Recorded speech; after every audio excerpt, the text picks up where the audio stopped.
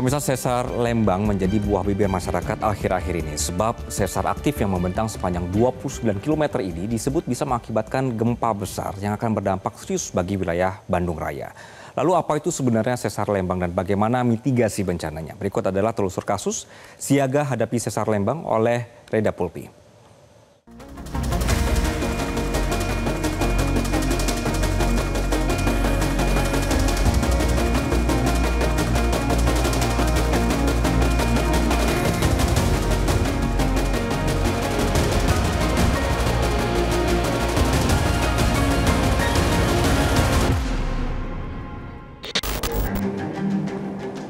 Pemirsa, sesar Lembang akhir-akhir ini menjadi buah bibir masyarakat. Kalau kita lihat, sesar Lembang ini membentang sepanjang 29 km mulai dari Kabupaten Bandung Barat hingga Kabupaten Bandung.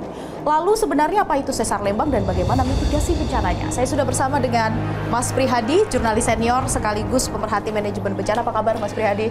Kabarnya baik-baik aja, Rida. Mas Prihadi, kita lihat di belakang kita ini ada sesar Lembang yang melewati sejumlah kabupaten kota yang ramai di Jawa Barat. Ada zona merah, ada zona kuning. Ini apakah berarti mereka yang di luar zona merah bisa tenang? Enggak. Karena gini, karena meskipun mereka tinggal di luar zona merah, bukan berarti resikonya berkurang. Tapi mereka tetap harus meningkatkan kewaspadaan. Karena kan gempa itu energinya kan nggak cuma berada di sekitar di mana zona merah itu terlewati. Tapi lambatannya, dampaknya itu bisa juga ke zona kuning. Jadi sekali lagi, meskipun warga tinggal berada di zona kuning, ya resikonya berkurang, tapi bukan berarti menghapus kewaspadaan mereka. Oke, tapi sebelum kita lanjut membahas tentang sesar Lembang, sebenarnya apa itu sesar Lembang? Sesar Lembang itu cukup populer. Meskipun sesar Lembang itu satu dari 295 sesar yang ada di Indonesia. Penamaannya itu atau sebutannya itu cukup populer karena memang ini satu-satunya sesar yang kita tidak akan pernah mau sih sebenarnya kapan akan terjadinya gempa akibat dari sesar Lembang. Gitu. Karena dari siklusnya sendiri sudah cukup lama, terakhir di abad ke-15, dan sesar Lembang ini seperti yang tadi Reda mengatakan bahwa panjangnya itu 29 km, membentang dari Kabupaten Bandung Barat ke Kabupaten Bandung. Dan ini yang menjadi soal itu adalah terkait dengan potensi gempa yang terjadi itu di 6,5 sampai dengan 7 magnitudo. Potensinya itu. Tapi lagi-lagi kita tidak bisa memprediksi kapan terjadinya gempa. Yang sering menjadi polemik di keluaran atau di masyarakat itu adalah kapan terjadinya seperti itu. Oke, tidak bisa diprediksi. Tapi kalau kita lihat sebenarnya tanda-tandanya sudah muncul. Misalnya di Jawa Barat banyak terjadi gempa meskipun gempa-gempa kecil. Kemudian ada juga yang lagi ramai Mas Prihadi, ini Gunung Batu yang disebut-sebut ketinggiannya bertambah signifikan karena aktivitas sesar Lembang. Benarkah? Sebenarnya 460 itu saya tahu ini dan itu cukup ramai gitu kan. Di beberapa bulan terakhir ini cukup ramai, ketinggiannya 460 dan seakan-akan dinarasikan ini terjadi dalam sekali waktu. Padahal ini tidak terjadi dalam sekali waktu. Ini merupakan aktivitas yang terakumulasi yang cukup lama. Karena kita bisa ketahui bahwa sesar Lembang itu kan aktifnya kan naik tuh vertikal. Dan kenaikannya itu pun juga 40 cm jika terjadi aktivitas tektonik. Kalau tidak terjadi aktivitas tektonik ya tidak ada. Betul. Tapi lagi-lagi bahwa kita bisa menyebut bahwa 460 meter ketinggian yang saat ini terjadi itu merupakan aktivitas yang sudah terakumulasi cukup lama. Kalau Mas Prihadi melihat pemerintah sudah siap atau belum dengan mitigasi bencana? Kalau dilihat siap atau tidak siap, kita bisa melihat bahwa sepanjang sesar Lembang itu sudah ada tanda-tanda. Tanda-tanda dalam artian rambu-rambu ya. Jalur ini adalah jalur sesar Lembang. Itu berarti masyarakat pun juga sudah mengetahui gitu kan, seperti itu. Dan kemudian juga sudah diantisipasi dengan mitigasi, pemerintah itu sudah memberikan atau ya semacam memberikan 5 tempat posko pengungsian. Itu ada di Tegalega, kemudian juga di Bandung Lautan Api, Sabuga, kemudian juga ada di Alun-Alun, dan ada di Gazebo. Satu lagi. Oke, silakan. Yang menjadi pertanyaan itu adalah kapan? Nah, di tengah ketidakpastian itu yang kita harus lakukan, masyarakat kita harus lakukan adalah melakukan mitigasi. Dan mitigasinya itu tidak hanya dari masyarakat, pemerintah, tapi juga kalau kita bisa melihat resiko-resiko besar, potensi-potensi resiko besar yang akan terjadi ketika sesar Lembang ini bergeliat adalah bagaimana kerusakan infrastruktur. Jadi pentahelix itu sudah harus menjadi satu kesatuan untuk bisa menanggulangi bencana ataupun juga pada saat tanggap bencana itu terjadi. Rumah sakit masih harus disiapkan karena kan secara karakteristik bencana dari gempa bumi itu adalah sebagian besar adalah reruntuhan bangunan yang akan menimpa masyarakat, dan kebanyakan itu adalah fraktur, dan kemudian juga resiko terkait dengan golden time. Masyarakat masih harus segera dibantu secepat mungkin. Apakah peralatan itu sudah disiapkan? Apakah latihan evakuasi pencegahan itu sudah sering dilakukan? Karena ketika sering kali dilakukan, maka insting untuk bisa bertahan hidup, insting untuk bisa mengevakuasi diri itu bisa secara alami terjadi.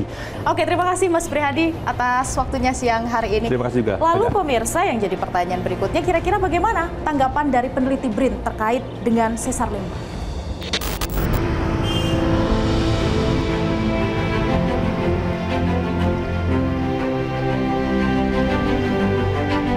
Dari hasil riset terbaru bahwa sepanjang 29 km itu bisa ya, ini kalau kita bicara paling negatifnya, kalau dia bergerak itu ya bisa menghasilkan gempa yang besar gitu.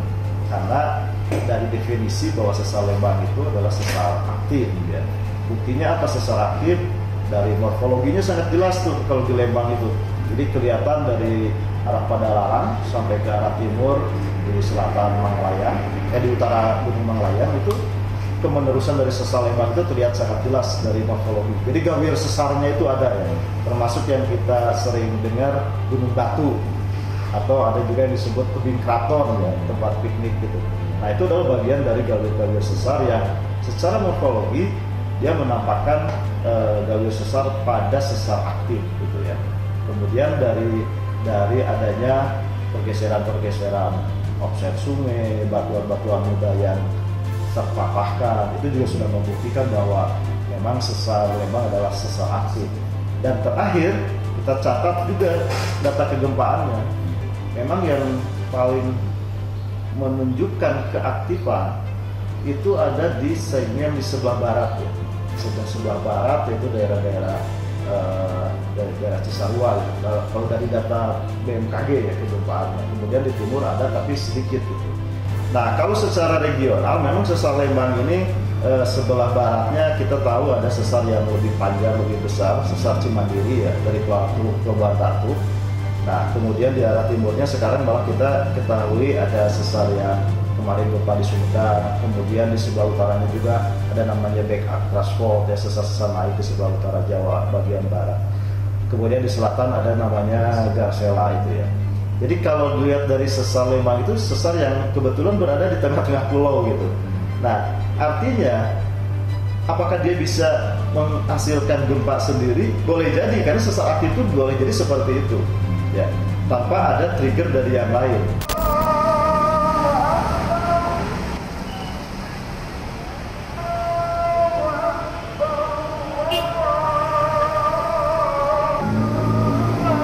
Ya, anggap saja Jawa Barat yang lebih konteksnya lebih dekat dengan sesar Lembang, misalkan di sini ada sesar Cimandiri, kemudian yang kemarin sempat gempa Bekasi itu sesar West Java Back Actras, sebut saja seperti itu, sesar naik di utara Jawa Barat, kemudian ada di selatan di Garut itu ada sesar Garsela, kemudian juga di sebelah timur ada sesar Baribis yang merupakan bagian dari West Java Back Actras itu.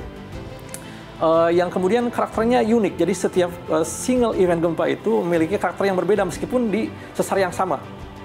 Itulah kenapa sampai saat ini gempa belum bisa diprediksi secara pasti kapan terjadinya, kemudian di mana lokasinya dan berapa kekuatannya, karena setiap titik-titik gempa ini yang dipresentasikan oleh bulatan bola ini memiliki karakter yang unik. Dia membawa informasi tersendiri gitu, meskipun di jalur sesar yang sama gitu.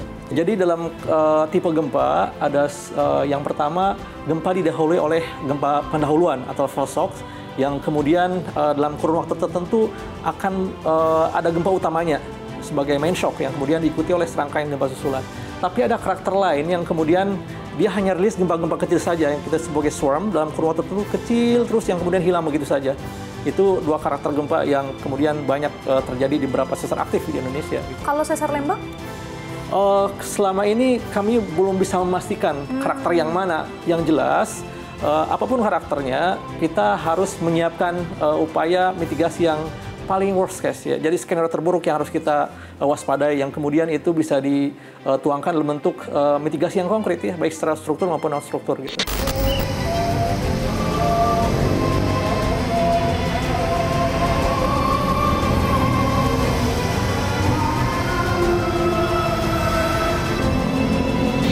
Gempa itu pasti terjadi pemirsa, meskipun kita tidak tahu kapan waktunya. Yang terpenting saat ini adalah bagaimana mitigasi dan juga kesiapan, bukan hanya pemerintah, tapi juga kita masyarakat siap jika nantinya bencana ini datang. Demikian segmen telusur kasus Metro Siang kali ini pemirsa, sampai jumpa. Jelajahi cara baru mendapatkan informasi. Download Metro TV Extend sekarang.